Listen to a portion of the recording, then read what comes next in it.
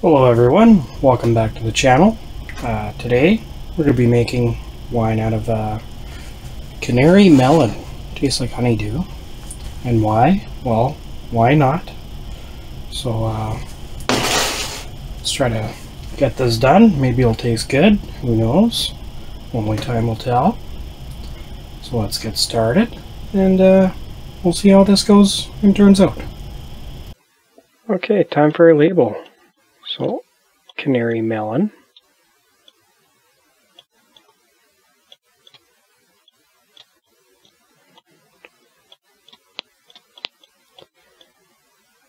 This summer I'm actually pretty excited to try watermelon wine and dandelion wine. Speaking of melons. Alright, so Canary Melon. I don't know, does it have a little pit thing on it? How did it look again? I don't know. Let's do a half of one right here.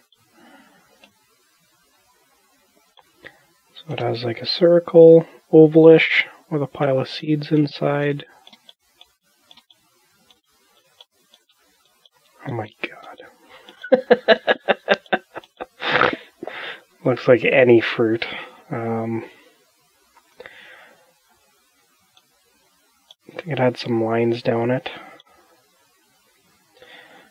Good enough.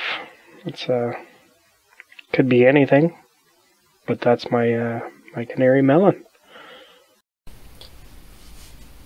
Now it's time for my favorite part, the drinking part.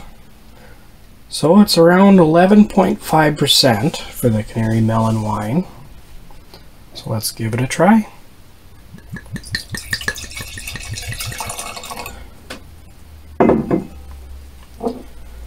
So, it's clear.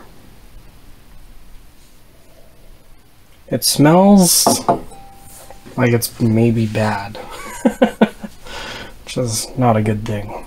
Reminds me of the potato wine. Well, let's give it a try.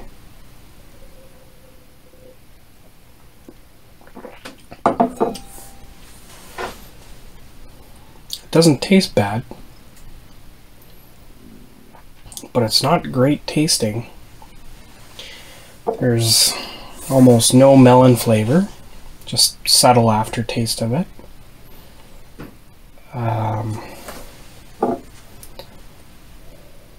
Yeah, the smell is atrocious. It's not, well, it's not atrocious, it's just, it doesn't smell appealing.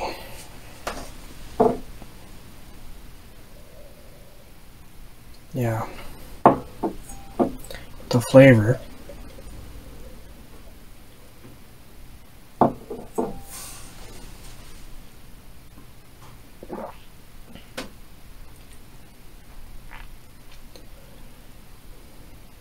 It's almost non-existent, which is kind of depressing. Thought I'd taste some sort of melon in there, but there's not much flavor in melon, I guess, after it's fermented. Like you can tell it's pretty strong. There's legs coming down, but it's yeah, it's not satisfactory. So I'll give this one a, I don't know, maybe a 1.5 out of 5.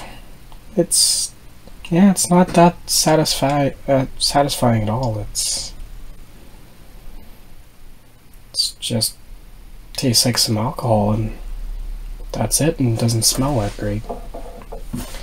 Well, thanks for watching.